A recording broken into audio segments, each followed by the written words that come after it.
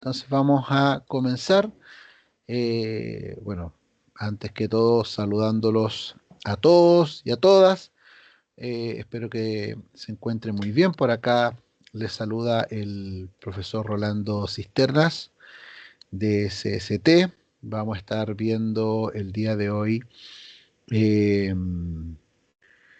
de hoy, y bueno, la próxima sesión vamos a estar analizando la ley 20.123, ¿ya? La ley 20.123 que habla acerca de las relaciones laborales triangulares. Nos vamos a centrar en la primera parte, que es la subcontratación, ¿ya? Así que le agradezco nuevamente el poder acompañarnos en estos espacios de análisis sobre legislación laboral. Eh, yo sé que muchos de ustedes, en lo principal, obviamente, están acá en nuestra comunidad básicamente por la asesoría, la consultoría en materia tributaria, pero agradezco enormemente a las personas también que están interesadas en conocer un poquito más sobre la legislación laboral y su aplicación práctica en las organizaciones. Ya son dos aspectos que siempre van muy de la mano. Eh, Vamos a estar viendo entonces el día de hoy la primera parte de la ley 20.123. La próxima clase vamos a estar viendo las empresas de servicios transitorios.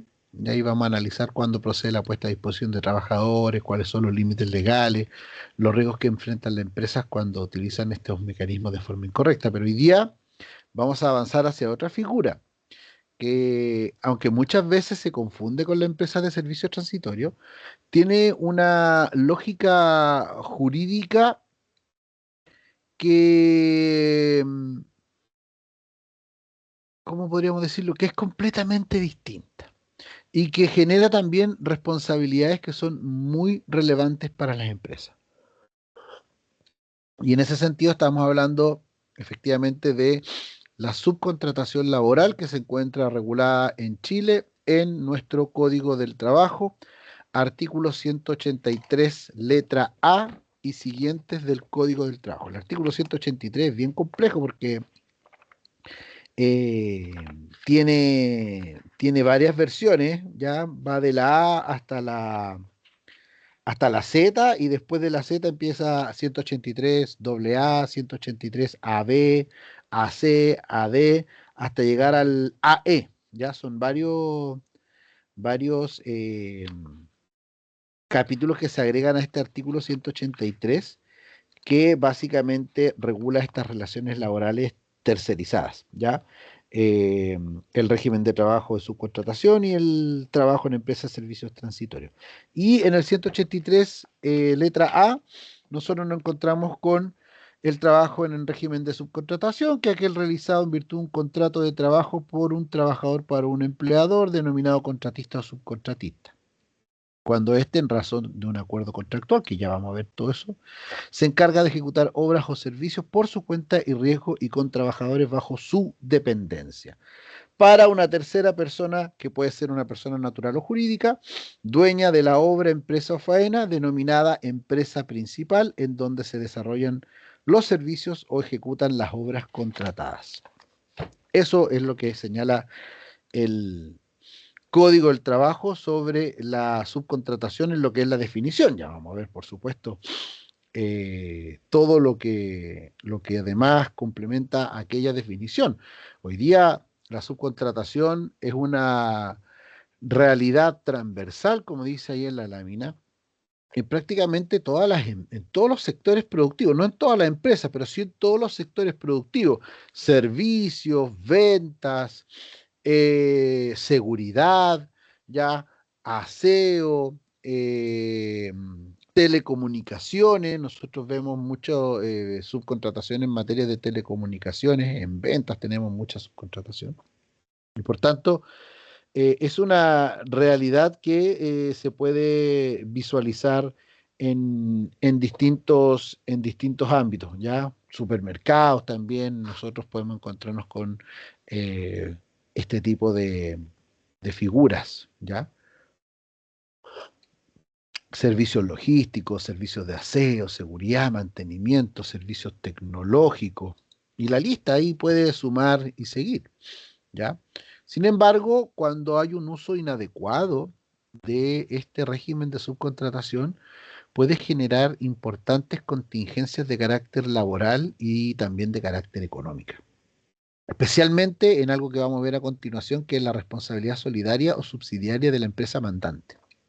Por eso, en estos minutitos que vamos a tener hoy día, ojalá alcancemos obviamente a ver todos estos aspectos centrales que se entiende jurídicamente por trabajo en régimen de subcontratación, cuáles son sus elementos esenciales. Segundo lugar, qué responsabilidad asume la empresa principal frente a los trabajadores del contratista o subcontratista. Y en tercer lugar, qué mecanismo establece la ley para gestionar y controlar estas responsabilidades, especialmente el derecho a información y retención, que ojalá lo alcancemos a revisar. ¿Ya? La idea es que al finalizar este espacio, ustedes, amigos y amigas, y bueno, y las personas que después nos van a ver en diferido por el canal de YouTube, puedan identificar cuándo están frente a una verdadera subcontratación y cuándo no. ¿Ya? Comprender los riesgos jurídicos que están asociados y también conocer algunas buenas prácticas para poder administrar correctamente este tipo de relaciones laborales, porque es muy delicado. ¿Se acuerdan que yo siempre le he dicho a usted, cuando un emprendedor decide dejar su trabajo a sacarse la corbata y decir voy a emprender en un negocio, y no sé, pues importa artículos de electrónica, importa algún alimento, importa algún, no sé, cualquier producto, y lo empieza a comercializar él, lo distribuye él, lo publicita él, a veces se da cuenta que el negocio efectivamente rinde. Entonces, cuando rinde mucho el negocio, solicita la ayuda de un tercero, un trabajador. Imagínense que el negocio ha crecido tanto que los trabajadores que yo tengo no alcanzan a dar abasto o yo de pronto necesito racionalizar recursos. Entonces, por ejemplo, la publicidad o la difusión se la voy a encargar a una empresa externa que con sus trabajadores va a ayudarme con esa parte de mi cadena productiva. ¿Ya? O se va a dedicar a la venta, a la televenta, va a estar llamando por teléfono a prospectos. Entonces, va creciendo a tal punto que yo externalizo esos servicios. Entonces, ahí es clave identificar cuándo corresponde régimen de subcontratación, cuándo no. Comprender estos riesgos asociados y obviamente poder administrar y conocer algunas prácticas que nos van a permitir aplicar correctamente este tipo de relaciones laborales y proteger los derechos de los trabajadores. Dicho sea eso, partamos con una pregunta que suele generar bastante discusión en la práctica. ¿Toda contratación de servicios externos constituye subcontratación laboral? Eso el mismo Código del Trabajo lo responde, y también el Código del Trabajo excluye ciertas actividades que podrían constituirse en otro tipo de relación tercerizada o triangular, como serían las empresas de servicios transitorios. Básicamente, cuando el tipo de actividad no es permanente, ¿ya? En ese sentido, el Código del Trabajo señala en su artículo 183A que el tipo de actividad que yo voy a externalizar vía subcontratación tiene que ser de aquellas que se consideren permanentes. ¿Ah? Por tanto, quedan fuera, la parte final del inciso primero del artículo 183 nos señala que queda fuera del régimen de subcontratación las obras o servicios que se ejecuten o se prestan de forma discontinua o esporádica. ¿Ya? Ahí hay que tener presente que si, por ejemplo, yo necesito buscar a un reemplazante para un trabajador que está con licencia o que está con una trabajadora que está con postnatal, ya la figura no es subcontratación. Ahí la figura podría ser la puesta a disposición de trabajadores bajo las empresas servicios transitorios, que lo vamos a ver en la próxima clase. Bien. Entonces, acá tenemos la definición de la subcontratación, ¿ya? Hablamos de lo que señala el 183A, que es el trabajo realizado en virtud de un contrato de trabajo por parte de un trabajador para un empleador cuando éste, en virtud de un acuerdo, se encarga de ejecutar obras o servicios por su cuenta y riesgo y con trabajadores de su dependencia, pero para un tercero. Ya les voy a mostrar un flujograma como para entender bien esta definición. Es un modo de organizar el proceso productivo mediante el cual la empresa externaliza fases, procesos, tareas o funciones, cuidando su desarrollo o ejecución a un tercero, el cual obviamente en virtud de un contrato comercial va a cobrar por dicho servicio un precio acordado. Entonces, en nuestra legislación nosotros podemos ver que existe una amplia aceptación a esta modalidad de trabajo. Puede ser desarrollado por empresas o por personas naturales. Yo, por ejemplo, podría externalizar una tarea en una persona natural, ¿ya? A la cual yo voy a subcontratar. O también puede ser desarrollado por otra empresa, obviamente especializada en el área. Esto se ve mucho en construcción, ¿ya? Por ejemplo, la inmobiliaria que está encargada de construir un edificio de departamentos subcontrata a una empresa de instalación eléctrica, por ejemplo, o de instalación sanitaria para hacerse cargo de esa parte, de esa función, de ese proceso, de esa fase o de esa tarea, ¿ya? Hay un criterio de realidad que está indicado en el mismo artículo 183A cuando habla de que esta empresa contratista o subcontratista realiza la actividad a su cuenta y riesgo con sus propios trabajadores. Y en ese sentido no rompe la estructura básica de la relación laboral. Lo que sí, y como se lo señalé anteriormente, este tipo de fases, procesos, tareas o funciones tienen que ser de carácter permanente. No puede ser un reemplazo, por ejemplo, no puede ser algo que va a durar un par de meses, sino que tiene que ser una actividad, por ejemplo, subcontratar para construir una, no sé, pues subcontratar a una empresa para montar un stand en una feria, ¿ya? No, en ese sentido la figura no sería subcontratación. Ahí podría ser una empresa de servicios transitorios o podría ser un servicio que se preste con boleta de honorario. Veamos el flujograma mejor para entender también mejor esta figura. Acá nosotros tenemos a una empresa principal. A ver si es que yo aquí puedo activar el punterito. Ay, no lo veo. Parece que hay un puntero ya. Acá está el puntero. Tenemos a una empresa principal, ¿ya?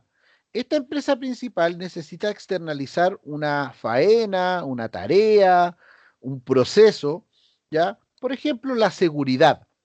Antiguamente las empresas tenían sus propios guardias, pero hoy día eso se externaliza. Entonces, esta empresa sale a buscar al mercado a una empresa contratista que preste servicios de seguridad, con la cual va a celebrar un contrato comercial o civil donde van a establecer que por el monto, no sé, pues de 40 millones de pesos mensuales, esta empresa contratista de seguridad se va a hacer cargo del proceso, etapa, tarea o faena de la empresa principal ligada con la seguridad. Se compromete a ejecutar una obra o servicio a cuenta y riesgo de la empresa contratista de carácter permanente con ciertos límites y exclusiones. Pero por su parte, la empresa contratista celebra un contrato de trabajo con un trabajador, un guardia de seguridad, por ejemplo, a quien le pide los cursos del OS10, celebran el contrato entre el trabajador y la empresa contratista le dice, mira, te vamos a pagar el sueldo de 700.000 pesos, el tipo de jornada de trabajo son de 42 horas en sistema de turnos, turno A, B, C, que cubre mañana, tarde, noche, vas a tener media hora de colación, vas a tener no sé, pues una asignación de colación de 40.000 pesos y otra de movilización de 40.000 pesos más, celebran el contrato de trabajo que ustedes bien conocen. Sin embargo, la salvedad en estos casos es que los servicios personales de seguridad que va a prestar el trabajador no los va a prestar a favor de la empresa contratista, sino que esos servicios personales de seguridad los va a prestar a favor de la empresa principal. Ese es el flujograma. La empresa principal va a buscar una empresa contratista que con sus trabajadores se va a hacer cargo de prestar los servicios en forma efectiva a la empresa principal. Sin embargo, la empresa principal no paga la remuneración del trabajador. La empresa principal sí puede definir, por ejemplo, las reglas y políticas de comportamiento dentro de las instalaciones de la empresa por medio del reglamento interno. El reglamento interno será aplicable a los trabajadores de la misma empresa, como también a contratistas o subcontratistas. ¿Ya? Oh, sacó el puntero láser. Ahí lo saqué. Acá tenemos otro flujograma, que más o menos es como la misma idea. Empresa principal con la empresa contratista celebran este contrato civil o comercial, pero el contrato de trabajo con el trabajador que efectivamente va a prestar los servicios se suscribe entre la empresa contratista y el trabajador. ¿Ya? Ahora, ¿qué podría pasar? Que la empresa principal, para hacerse o desconocer ciertas obligaciones, simule este tipo de vínculo, contratando, por ejemplo, por medio de una empresa zombie a trabajadores para no contratarlos directamente.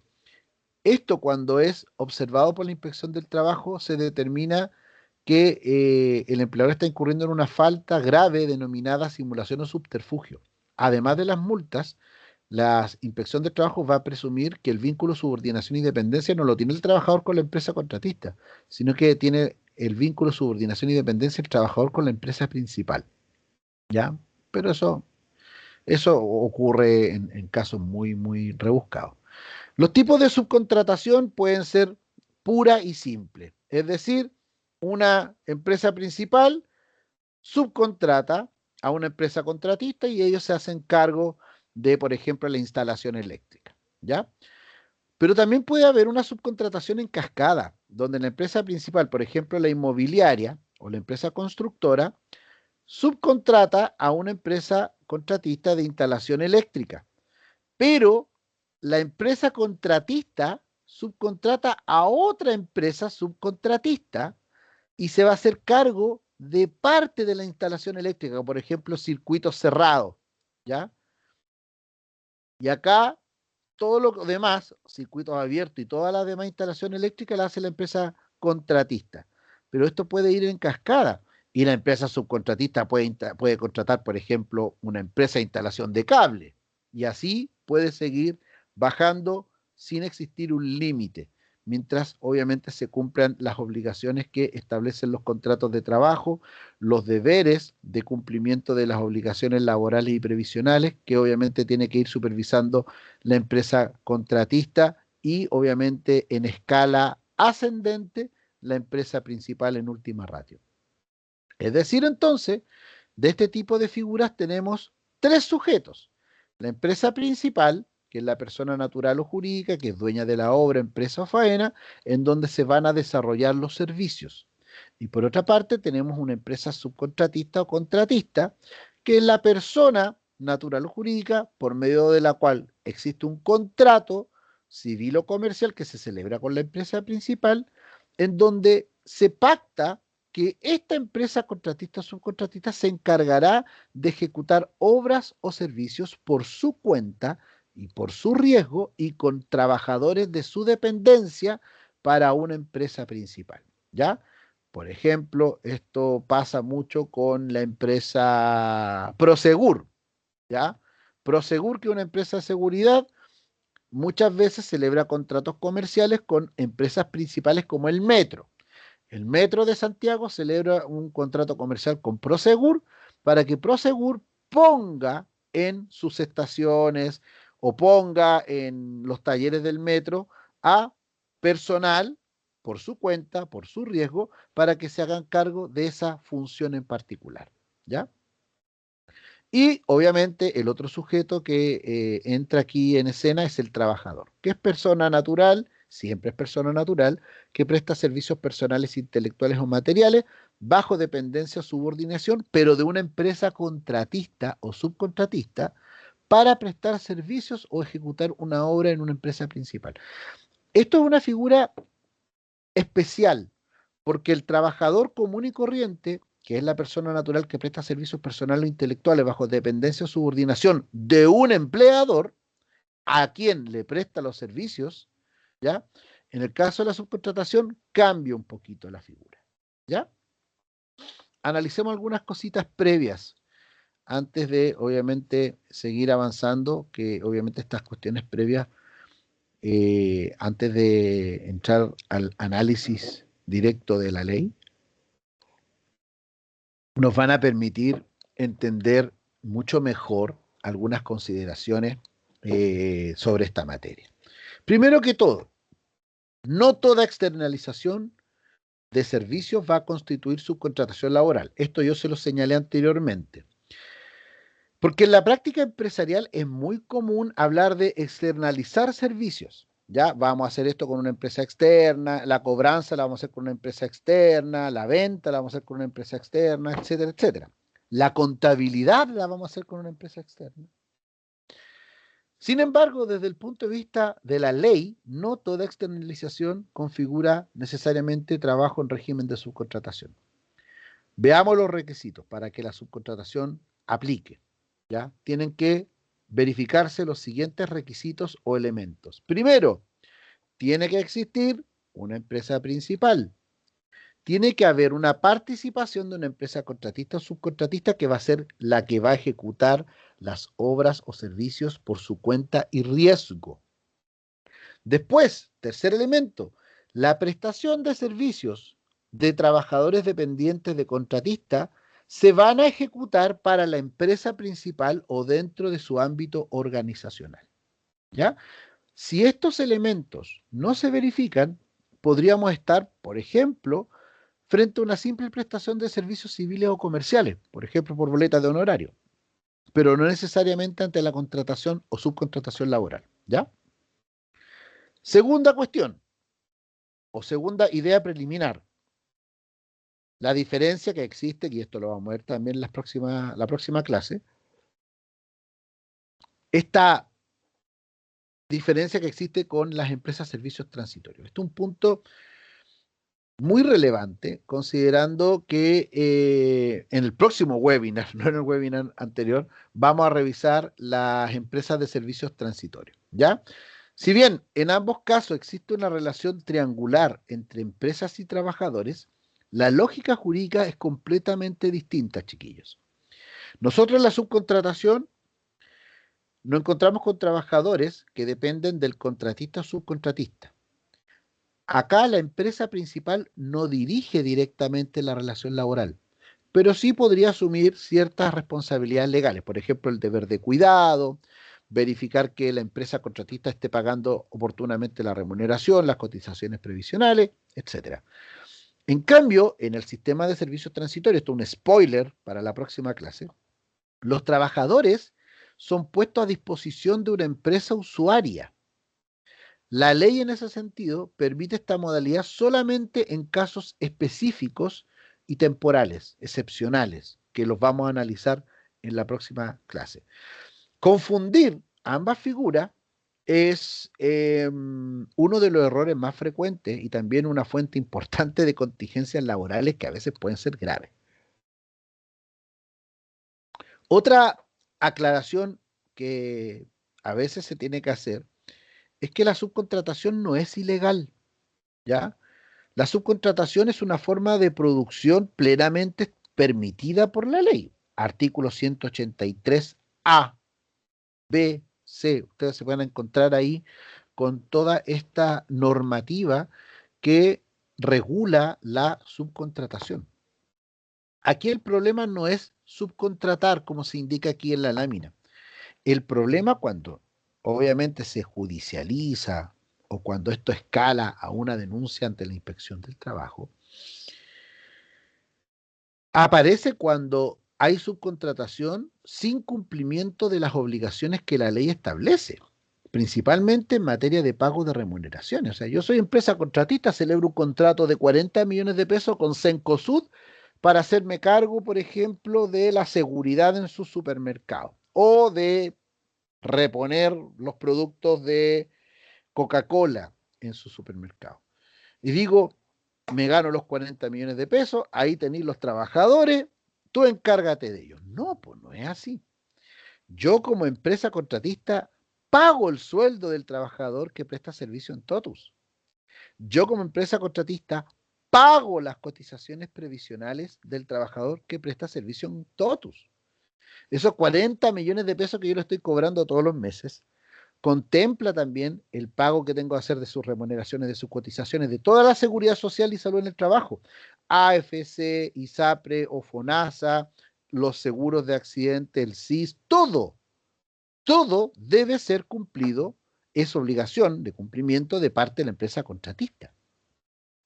Por esta razón, la ley chilena establece un sistema de responsabilidad de la empresa principal que busca particularmente proteger a los trabajadores frente a eventuales incumplimientos de la empresa contratista. Ya vamos a ver estos sistemas más adelante. La importancia práctica de que se regule la subcontratación. La ley de subcontratación tiene en la práctica una importancia tremenda. Afecta en forma directa la gestión de empresas que trabajan con trabajadores, con terceros, mejor dicho. Actualmente, muchas empresas desarrollan parte importante de sus tareas, de sus funciones, de sus fases, de sus actividades por medio de empresas contratistas.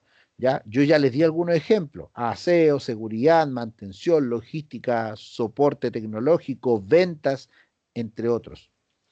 Por eso, entender cómo funciona el régimen de responsabilidad de la empresa principal resulta fundamental para evitar conflictos laborales, fiscalizaciones que puedan terminar en una multa y eventuales juicios. Los juicios laborales por subcontratación son tremendos, ¿ya?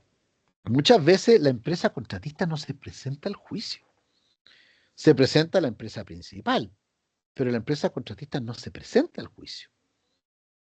Entonces el juez le dice, bueno, aquí alguien le tiene que pagar al trabajador. Y la empresa principal, por ejemplo, Totus, ya si fuese Totus con una empresa contratista de reponedores, Totus dice, ya, su señoría, yo voy a pagar. Le paga las cotizaciones previsionales, le paga la indemnización por término de contrato, lo que haya resultado condenado a pagar la empresa contratista que no se presentó al juicio. Pero la empresa principal va a tener para sí un derecho de retención, porque lo más probable es que en esa altura no todos los pagos, porque hay también la inteligencia que tienen que tener los administradores de contratos de estas empresas que buscan empresas subcontratistas para hacerse cargo de ciertas funciones. Establecer que el pago no se hace por adelantado, sino que el pago se hace en partes.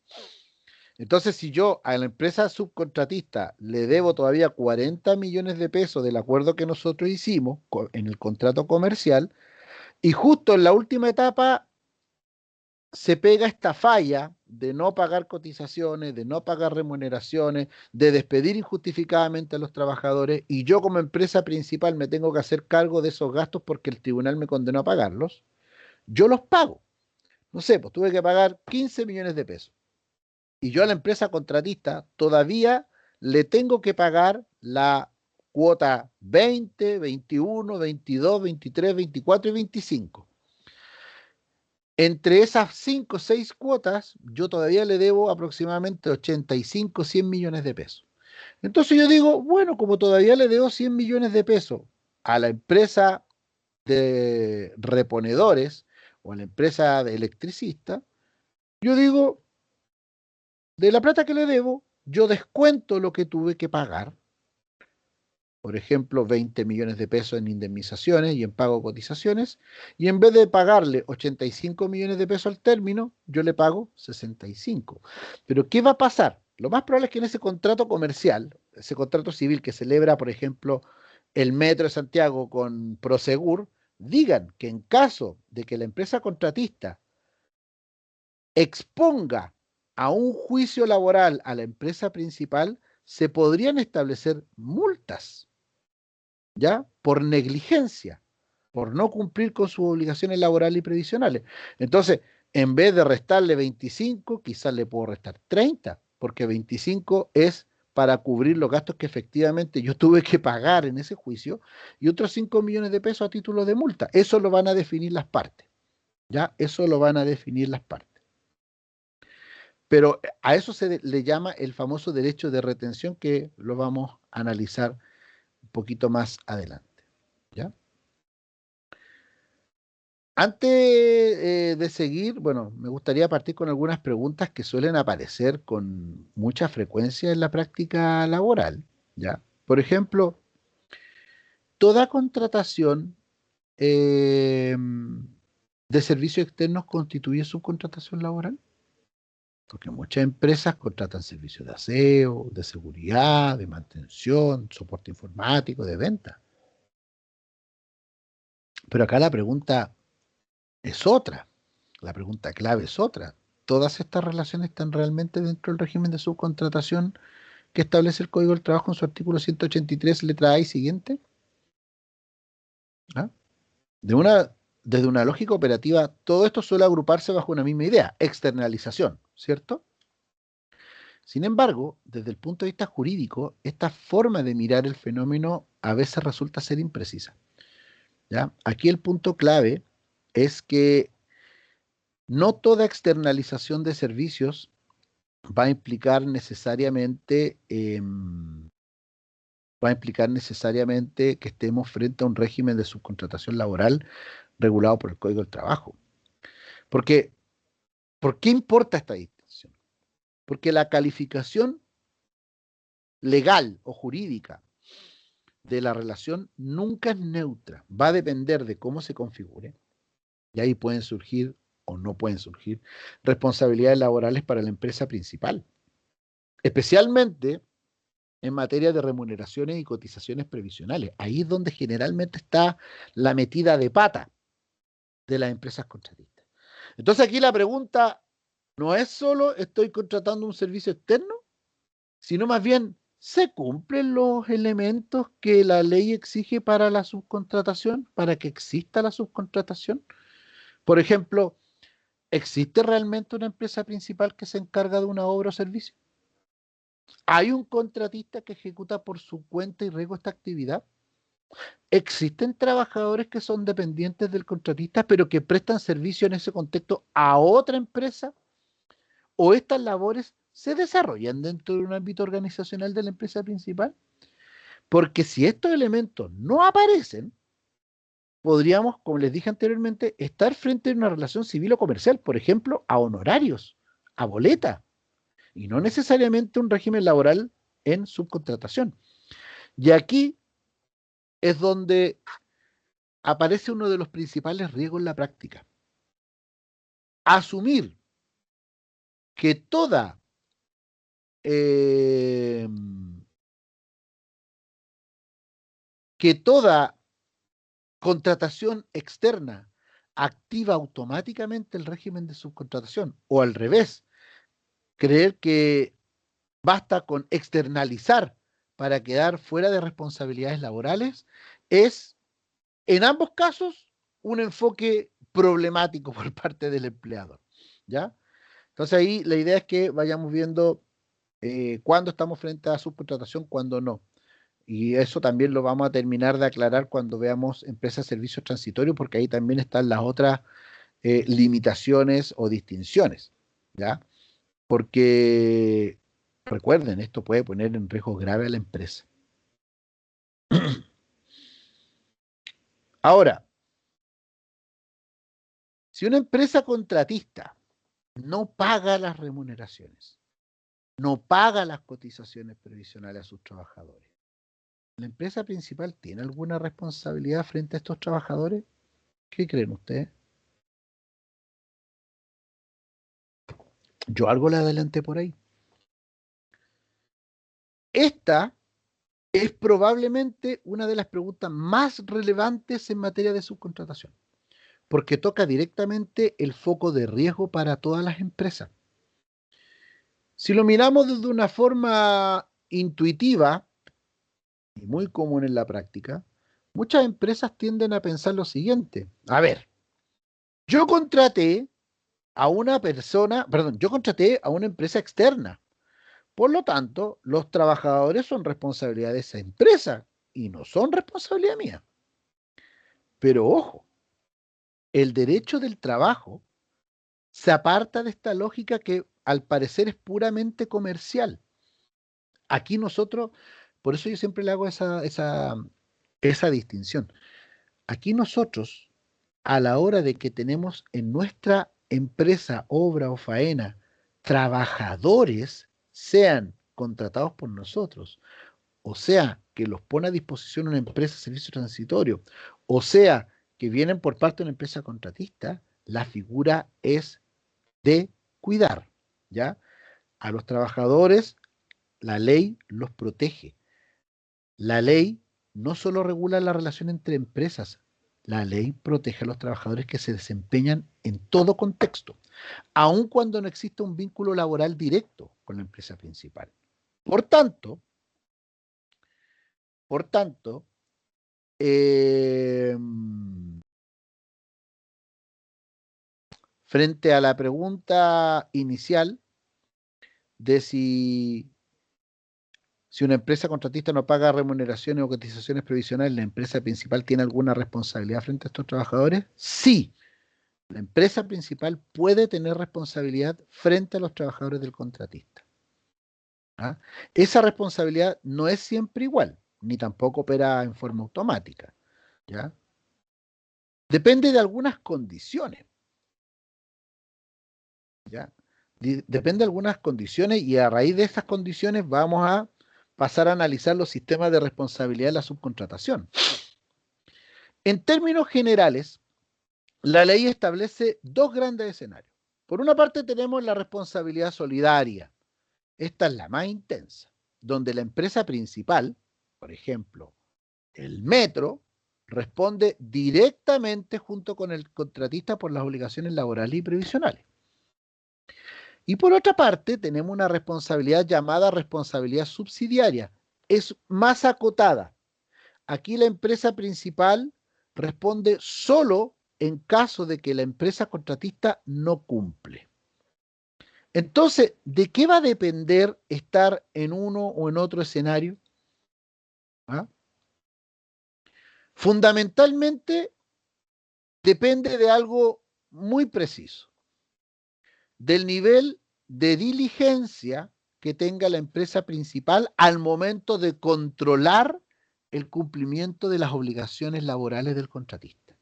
Si yo tengo a una empresa contratista con sus trabajadores en mi faena, yo, además de encargarme de mis trabajadores de que no les falte su remuneración, de que no les falte pagar sus cotizaciones, tengo que verificar si Prosegur le está pagando a sus trabajadores que prestan servicios en mi faena a tiempo sus remuneraciones y sus cotizaciones. Lo tengo que verificar. Porque si yo no ejerzo esa fiscalización, esa supervisión, yo tengo que asumir responsabilidades en forma eventual. Es decir, la ley no solamente impone esta responsabilidad, sino que también le entrega a la empresa principal herramientas para gestionarla. Y acá es donde tenemos el derecho de información y el derecho de retención. Y aquí aparece una idea que es clave en términos prácticos. La empresa principal no es un actor pasivo en la subcontratación. No es que yo me siento acá y vienen los de la empresa contratista y hacen la pega y bueno, ahí después cualquier cosa su empleador se hace cargo de ello. No, no puede ser. La empresa principal tiene un rol activo en la supervisión del cumplimiento laboral de sus empresas contratistas. ¿Ya? Es como una inspección del trabajo express. Si yo, empresa minera, soy una empresa minera, Anglo American, y en mi faena, allá, no sé, en un cerro, tengo una empresa de rescatistas, tengo una empresa de explosivos, tengo una empresa de montaje de estructura, tengo una empresa de químicos, aparte de mis trabajadores. Tengo 4 empresas subcontratadas. de esas 4 empresas subcontratadas, además de la inspección del trabajo, yo, Anglo American, los fiscalizo. Yo fiscalizo que paguen las remuneraciones y cotizaciones previsionales de sus trabajadores, que le presten todos los elementos necesarios para poder cumplir sus funciones, elementos de protección personal, etcétera. Porque si algo les pasa a ellos en mi faena, yo eventualmente tengo que responder. ¿Ya? Si hay un accidente y ese accidente involucra a un trabajador contratista o subcontratista, yo eventualmente tendría que responder. Se va a hacer una investigación y se va a determinar si yo tengo algún grado de responsabilidad. Ojo con eso. Entonces, más que preguntarse solo si existe o no responsabilidad, la pregunta aquí estratégica que debería hacerse cualquier empresa es, ¿qué estoy haciendo yo para controlar? ¿Qué estoy haciendo yo para acreditar que mis contratistas están cumpliendo con sus obligaciones laborales? Porque de esta respuesta va a depender en gran medida, el nivel de exposición jurídica o responsabilidad jurídica que tenga la empresa. ¿Ya? Entonces vamos a analizar estos derechos de información y estos derechos de retención. ¿Ya? El derecho de información permite a la empresa principal exigir al contratista antecedentes concretos que me den por acreditado que está cumpliendo con sus obligaciones laborales y previsionales.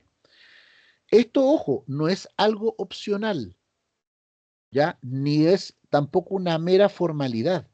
En la práctica, esta es la primera línea de defensa que tiene la empresa principal en caso de condoros de la empresa contratista, así como para decirlo en buen chileno. ¿De qué información estamos hablando? ¿Qué información es la que nosotros le podemos exigir a la empresa contratista que está prestando servicios, sus trabajadores, en mi faena, en mi empresa, en mi obra? Por ejemplo, comprobante de pago de remuneraciones. ¿Qué pasa en la práctica? En la práctica yo celebro un contrato civil o comercial con la empresa contratista. Le digo, una de sus obligaciones es que todos los meses a sus trabajadores le envía la liquidación de sueldo con copia a recursos humanos de la empresa Anglo American, por ejemplo, para que de esa manera usted esté siempre con la obligación de informarme que está pagando oportunamente los sueldos. También los certificados de cotizaciones previsionales, AFP, Salud, AFC. También la nómina de trabajadores que están prestando servicio en la hora o faena. Certificados de cumplimiento laboral, ya como los que emite la Dirección del Trabajo. Usted también me tiene que entregar esas copias a mí. Yo tengo que verificar que usted está cumpliendo con todas sus obligaciones laborales. ¿Y cuál es la lógica de todo esto? No es algo tan complejo antes de que pasemos a ver el derecho a retención. La empresa principal no se puede desentender de lo que ocurre con los trabajadores que en los hechos están prestando servicios en su empresa, en su faena, en su obra. Pero ojo con esto, que hay un error frecuente en la práctica, porque no basta con pedir la información de manera esporádica o desordenada. Por eso yo les decía, algo bien estratégico es que nosotros fijemos en nuestro contrato comercial con la empresa de seguridad que este control, este envío de información tiene que ser periódico, sistemático, documentable. ¿Por qué? Porque en un eventual juicio, el trabajador va a demandar a la empresa contratista y lo va a demandar a usted como empresa principal. Entonces, en un eventual juicio o fiscalización, la pregunta no va a ser si alguna vez usted pidió esa información. Lo que le va a preguntar el inspector del trabajo, lo que le va a preguntar el juez laboral, es si es que usted tenía en ejecución un sistema real de control del cumplimiento laboral del contratista. Si usted le responde, sí, yo a veces le pedí esa información, le van a decir usted no estaba cumpliendo con el derecho a información. Y por tanto estaba incumpliendo sus obligaciones como empresa contratista y por tanto yo lo condeno a tener un grado de responsabilidad eventual en el pago de indemnizaciones, de multa, etcétera. ¿Ya? Ojo con eso. Veamos ahora el derecho de retención. Algo también yo les señalé anteriormente sobre el derecho de retención. Si bien el derecho de información por sí solo no es suficiente para poder dar cumplimiento y para poder dar una protección efectiva a los trabajadores que están prestando servicios en régimen de subcontratación, tenemos otra herramienta efectiva de presión, que es el famoso derecho de retención. Es un derecho que le permite a la empresa principal retener, ¿ya? Retener pagos que deba efectuar al contratista. Si yo tengo pagos pendientes por hacerle al contratista, porque si yo pacto con la empresa contratista que al año le voy a pagar 500 millones de pesos, ¿usted cree que sería muy inteligente de parte de la empresa principal pagarle por adelantado los 500 millones de pesos? No, po. No es muy inteligente. Entonces, ¿qué se van a fijar? Pagos en cuotas de los 500 millones de pesos. De a poquito. De a poquito, ¿por qué? Porque si yo le pago los 500 millones de pesos al inicio de la relación, es muy probable que la empresa contratista diga, tengo 500 millones de pesos, me armo otra empresa, hago desaparecer esta y me largo de acá. Entonces, la idea es que se vaya pagando de a poco. Esto es un tema, pero lógico, ¿ya? Lógico. Para de esa manera tener cierta herramienta efectiva de presión. Yo le voy pagando de a poco para que usted también se sienta presionado a dar cumplimiento a todas sus obligaciones laborales y previsionales respecto a los trabajadores suyos que prestan servicios en mi obra. ¿Ya? Entonces, este derecho permite a la empresa principal retener pagos que se deba efectuar al contratista en la medida de que existan indicios o evidencia de incumplimientos laborales o previsionales. En pocas palabras, la empresa principal puede decir en términos simples, mientras tú no me acredites que estás cumpliendo con tus trabajadores, yo no te pago. Es como la condición, es un pago sujeto a condición. Y esto cambia completamente la lógica de la relación porque introduce un incentivo económico directo para el cumplimiento de las obligaciones laborales y previsionales de la empresa contratista, perdón. Además, en algunos casos, la ley permite que montos retenidos se utilicen exclusivamente para pagar a los trabajadores o enterar las cotizaciones previsionales que se le adeuden. Entonces, con este derecho de retención, más el derecho de información, se refuerza aún más la protección que la ley laboral le hace a todos los trabajadores. ¿Bien? ¿Alguna duda?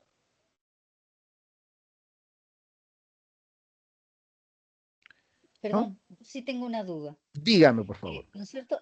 Usted señaló, lo ha señalado varias veces, ¿no es cierto?, que no todos los contratos en que uno contrata, por ejemplo, si yo contrato a un electricista, no necesariamente tiene que ser, digamos, subcontratación.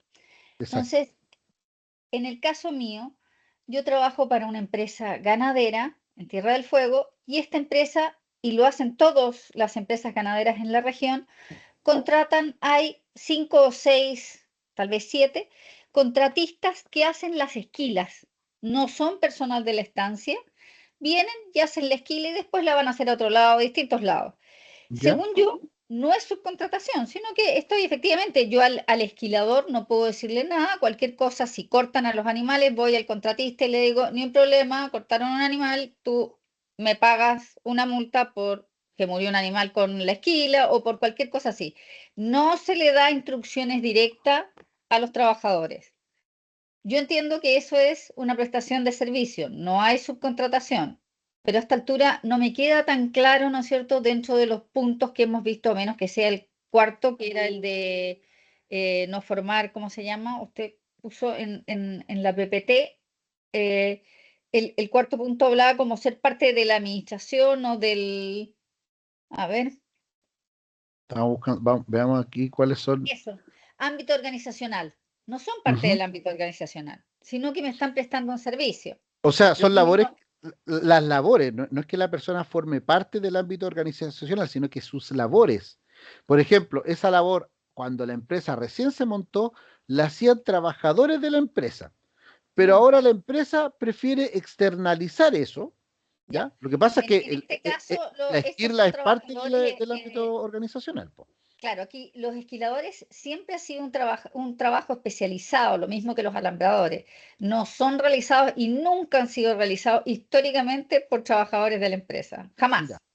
Pero sí es parte del proceso productivo de la empresa esquilar una ovejita.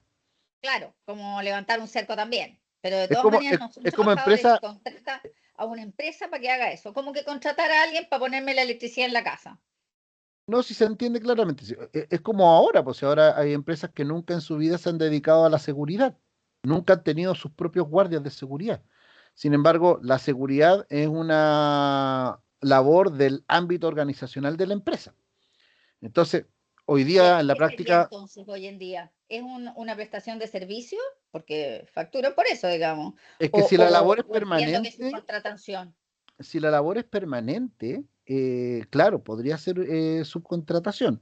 Ahora, si por ejemplo la persona va por una temporada en particular a hacer esto, ahí podría ser una relación civil o comercial.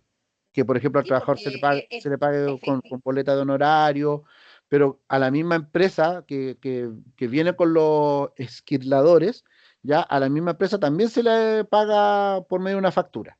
Y la empresa que pone a disposición a estos trabajadores le paga con boleta de honorario.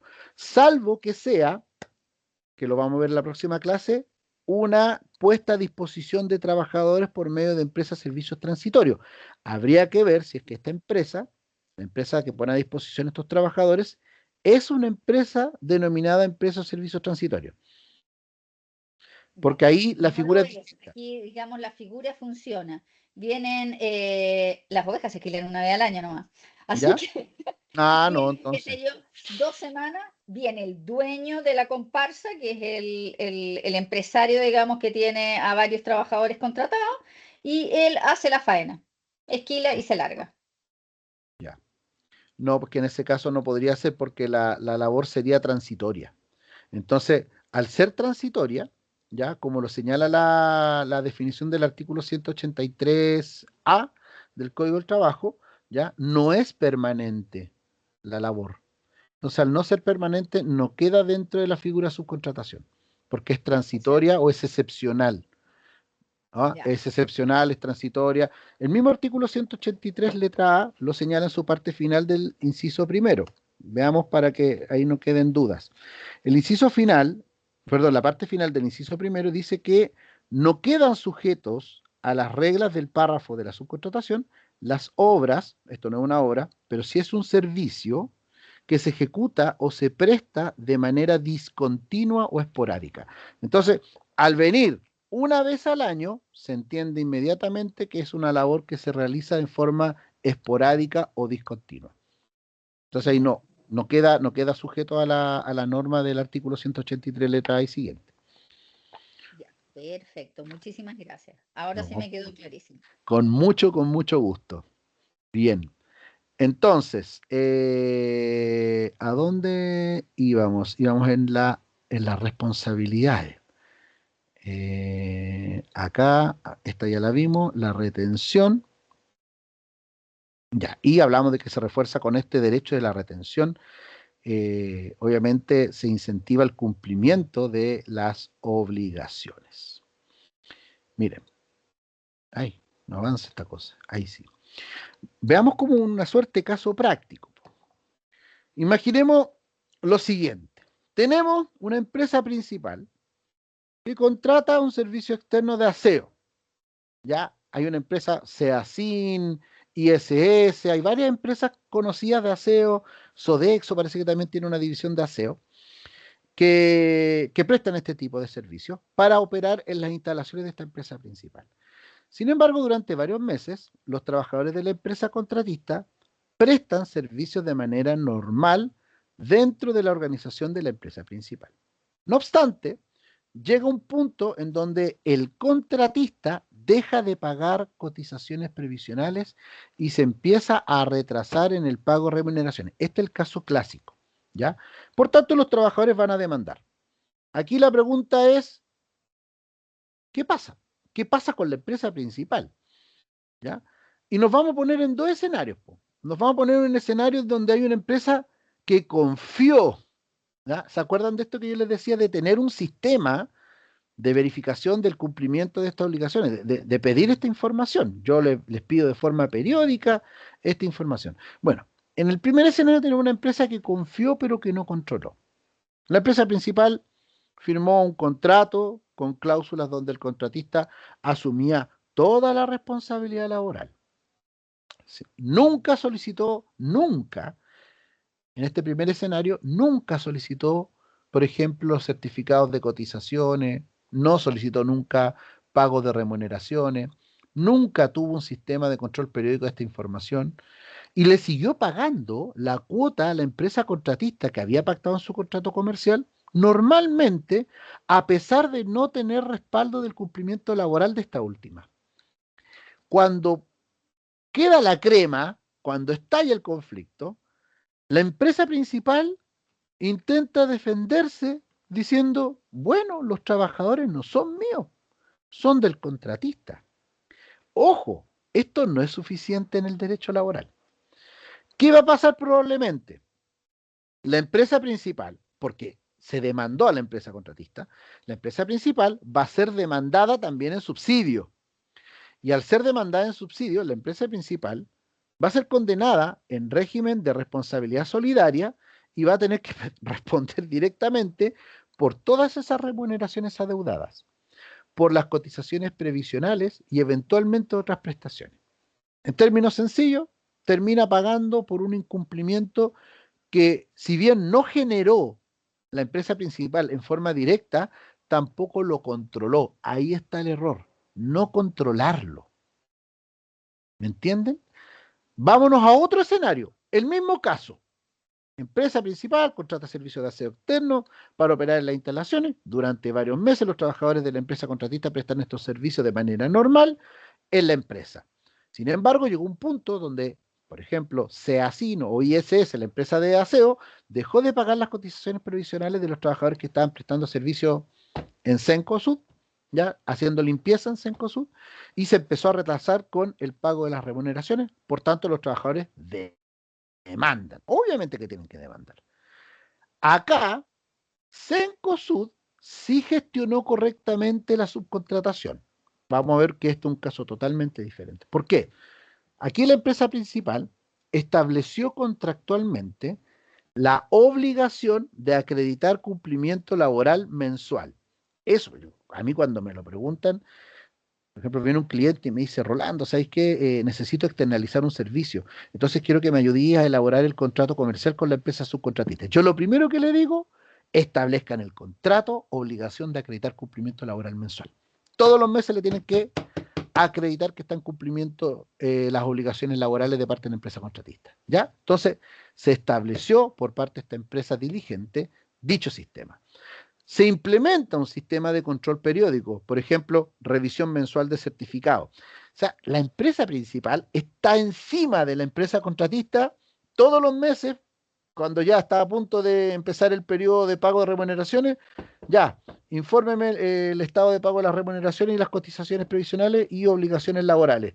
Y ahí el de recursos humanos de la empresa contratista dice, sí, no se preocupe, se lo envío por correo, ¿ya? Y sabe que va a llegar esa fecha en donde la empresa contratista, el representante de recursos humanos, va a estar pidiéndole que cumpla con ese informativo. Solicitó y revisó efectivamente entonces la empresa principal los pagos de remuneraciones, las cotizaciones previsionales, la nómina de trabajadores y ahí detectó inconsistencias en los pagos del contratista. Entonces, como las detectó a tiempo, como se dice en buen chileno, cachó que no estaba pagando las remuneraciones, cachó que se habían empezado a generar deudas previsionales, ejerció en ese momento el derecho de retención y empezó a suspender los pagos a la empresa contratista. Le dice, yo te voy a dejar de pagar la cuota mensual porque tú no estás pagando las cotizaciones y las remuneraciones. Y voy a suspenderte los pagos hasta que acredites el cumplimiento. Y pueden haber otras condiciones por las cuales se puede suspender el pago. ¿Ya? Ojo con eso, pero obviamente son material para otra capacitación. Incluso, frente a incumplimientos persistentes, evaluó el término del contrato, que también se establece en esas cláusulas. Si hay incumplimientos persistentes de la empresa contratista, la empresa principal se encuentra facultada para ponerle término al contrato inmediatamente. ¿Cuál va a ser el resultado en estos casos? Cuando ya la empresa sí ejerció o gestionó correctamente la subcontratación. Aquí la empresa principal va a lograr reducir su nivel de responsabilidad subsidiaria o incluso eximirse parcialmente dependiendo del caso concreto.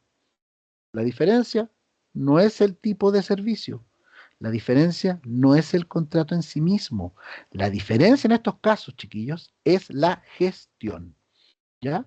Ahí es donde nosotros tenemos el elemento diferenciador, ¿ya? Es la misma actividad, el mismo tipo de contrato, el mismo incumplimiento del contratista, pero hay dos resultados distintos. ¿Por qué? Porque en la subcontratación la pregunta no es solamente jurídica, la pregunta es estratégica. ¿La empresa principal actuó como mero pagador o actuó como un gestor activo del cumplimiento laboral? Aunque tengamos que hacer esa pega que a veces media molesta, porque se puede molestar el representante, el administrador de contratos de la empresa contratista, pero no importa, nosotros tenemos que defender los intereses de nuestra empresa. ¿Bien? Y, ay, que se me quede pegado el computador. Ya. ¿Puede una empresa evitar responsabilidades simplemente señalando que el contrato, que el contratista, en el contrato, perdón, que el contratista es el único responsable de sus trabajadores? A ver, esta cláusula es muy habitual en contratos comerciales, ¿ya? Pero acá lo clave es preguntarse lo siguiente: ¿basta con establecerlo por escrito para quedar liberado de responsabilidad laboral? ¿Ya? Ahí vamos a desarrollar esta idea, ¿ya? Esta es una de las creencias más extendidas en el mundo de las empresas.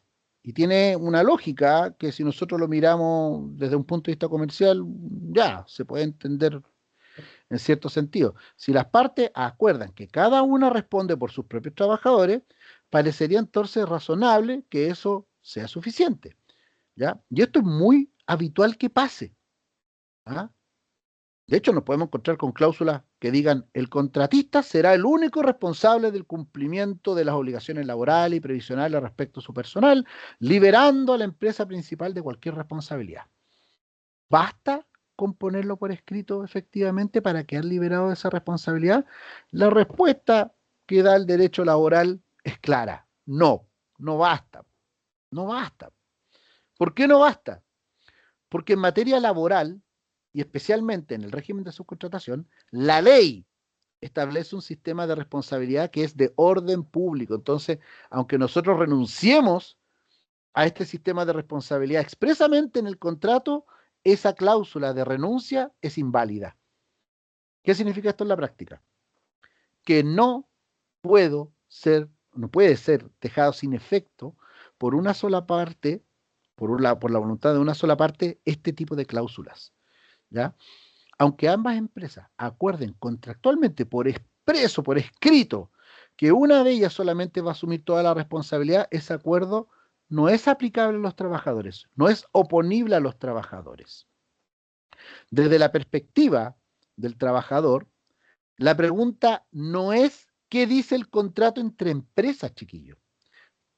Desde la perspectiva del trabajador, la pregunta es: ¿se cumplen los supuestos legales para que opere la responsabilidad de la empresa principal? ¿Ya? Porque la responsabilidad se activa igualmente, ¿ya? Las cláusulas contractuales que pacten la empresa principal con la empresa contratista, por ejemplo, de eximirse de responsabilidad, no la eliminan, solo pueden complementarla, solo pueden regularla internamente entre la empresa, ¿ya? Ya con esto estamos como terminando la idea. Por ejemplo, ¿qué podría pasar? Podrían establecer mecanismos de indemnización entre las partes. Si tú incumpliste y me hiciste pagar una indemnización, un pago de cotizaciones previsionales, tú ahora me tienes que indemnizar a mí, ¿ya? Un derecho, eso se llama derecho de retorno. Pueden fijar obligaciones de acreditación de cumplimiento, como las que uno siempre sugiere a materializar en los contratos. Pueden reforzar los controles, lo que uno también sugiere que se haga periódicamente. Pero lo que no pueden hacer es dejar sin efecto el régimen legal frente a terceros, que en este caso, ¿quiénes son los terceros? Son los trabajadores. Entonces, ¿qué errores nos encontramos nosotros aquí en la práctica? Que muchas empresas piensan que están debidamente protegidas frente a estas situaciones por el solo hecho de tener un buen contrato, con cláusulas bien redactadas, que asignan toda la responsabilidad al contratista, ¿ya? Sin embargo, esto en un juicio laboral, cuando se quiere presentar como argumento de defensa, es un argumento sumamente débil, ¿ya? Y es mucho más débil si es que yo no presento este argumento con algo que es muy importante, acreditar que yo gestioné efectivamente el cumplimiento. Yo como empresa principal estuve activamente pidiéndole la información a la empresa contratista de que estaba cumpliendo con sus obligaciones laborales y previsionales. Bien. Así que, bueno, la diferencia entre subcontratación y empresa de servicios transitorios la vamos a ver ya la próxima clase. Pero para que se hagan una idea, en ambos casos tenemos relaciones triangulares. Ya existe confusión, obviamente, en esta materia, pero que las vamos a ir aclarando en nuestra próxima clase, ¿ya? Tienen desde el ámbito jurídico diferencias claves, ¿ya? Y ahí yo les voy a mostrar después este cuadrito comparativo entre la subcontratación y la empresa de servicios transitorios, ¿ya? Pero que eso lo vamos a ver más adelante. Bueno, igual va a quedar a disposición de ustedes la PPT como para que la empiecen a analizar desde ya y puedan preparar la próxima clase, ¿ya? Así que como frases para el cierre, porque ya estamos cerca de la hora, tenemos que señalar lo siguiente. A ver, a mí me gustaría que nos quedemos con una idea central que ha estado presente durante toda esta sesión, ¿ya? La subcontratación no es solo una decisión operativa, es una decisión jurídica que tiene consecuencias concretas para la empresa, ¿ya? Y en ese sentido, entonces, no nos basta con externalizar servicios, no basta con firmar un contrato, no basta con confiar en la empresa contratista. No, si la empresa contratista es de confianza, si es mi primo el dueño de la empresa. Acá lo que realmente marca es el elemento diferenciador, como ya lo vimos, es el cómo se gestiona esa relación en la práctica. Cómo yo le pido la información a esta empresa, aunque sea la empresa de mi primo, de que está cumpliendo con sus obligaciones laborales y previsionales respecto a los trabajadores de su empresa, pero que prestan servicios en la mía, ¿ya? Especialmente por medio del control de cumplimiento laboral. Y junto con eso, hay una segunda idea que es igual de importante que esta idea principal que yo le estoy señalando. Muchas de las contingencias, muchas de las contingencias que hoy día se enfrentan las empresas no se deben solamente a un mal uso de esta subcontratación, sino que básicamente, por eso les voy a dejar la presentación para que ahí don Álvaro se encargue de distribuirla o por medio de la plataforma la pueden descargar. Eh, Hay mucha confusión entre distintas figuras jurídicas que, por ejemplo, la subcontratación con la empresa de servicios transitorios, que si bien se parecen, funcionan de manera completamente distinta. Por ejemplo, teníamos el caso de la empresa de las ovejas que usted nos comentaba recién. Muchas veces existe esa confusión al pensar que por el hecho de externalizar, a veces estaríamos quizá en presencia de una subcontratación. La subcontratación tiene estos elementos, ¿ya? Hay un elemento que habla de la permanencia de los servicios, que tienen que ser permanentes, no pueden ser esporádicos, no pueden ser transitorios, ¿ya? Y obviamente los otros elementos que habíamos visto, la presencia de una empresa principal, una empresa contratista, un trabajador contratado por la empresa contratista, que tiene un vínculo de subordinación y dependencia con esta, pero que presta los servicios materialmente para una empresa principal, ¿ya?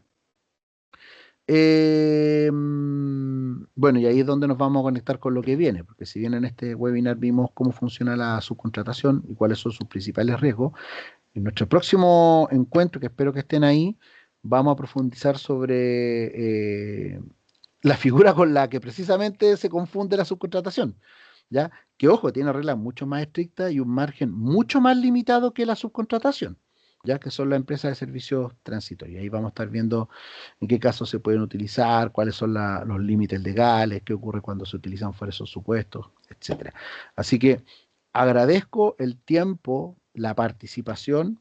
Espero verlo en la próxima sesión y no sé si hay alguna duda ya aquí haciendo cierre de la actividad del día de hoy. No sé si hay en el chat, parece que hay algo, ¿no? No, no hay nada en el chat. Chicos, ¿alguna duda? No, muchísimas gracias, muy claro. Carolina, no, con Por mi mucho gusto. parte, ninguna. Muchas gracias. Perfecto. Bueno, ustedes saben, cualquier cosa, ahí en el chat nos encontramos. Eh, y Carolina, ahí acabo de ver la pregunta que dejó en el chat. Esa pregunta se la voy a responder en la próxima clase. ¿Ya? Así que, bien, pues muchachos, don Álvaro, muchas gracias como siempre. Nos estamos viendo en el chat. Y bueno, si tienen alguna pregunta, háganla por ahí también. Yo no tengo ningún inconveniente en poder revisarla. ¿Ya? Les mando un abrazo. Cuídense mucho. Que estén bien.